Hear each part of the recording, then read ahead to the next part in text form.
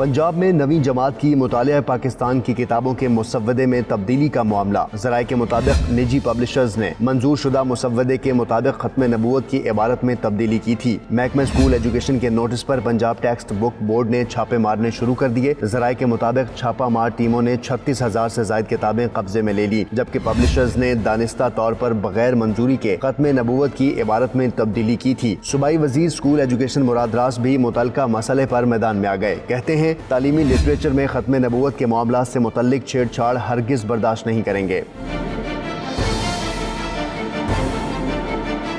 Punjab text book board کا اپنے وضاحتی بیان میں کہنا تھا کہ پنجاب ٹیکسٹ بک بورڈ کی شائع کردہ نویں جماعت کی مطالعہ پاکستان کی کتاب میں ختم نبوت سے متعلق کسی قسم کی تبدیلی یا تحریف نہیں کی گئی ہے۔ زیر بحث کتاب ایک پرائیویٹ پبلشر GFH کی شائع کردہ ہے، جو کہ منظور شدہ مسودے کے مطابق نہیں ہے۔ PCTB کے ریکارڈ کے مطابق منظور شدہ مسودے کے صفحہ نمبر 5 پر ختم نبوت سے متعلق عبارت موجود ہے۔ واقعے کا مقدمہ تھانہ نیو انارکلی میں درج کر دیا گیا ہے، جو کہ GFH پبلشرز کے 2 مصنفین محمد حسین چودھری اور مسز عظمیٰ اعظم کے خلاف درج کیا گیا ہے۔ مقدمہ 295C سمیت دیگر دفعات کے تحت درج کیا گیا ہے۔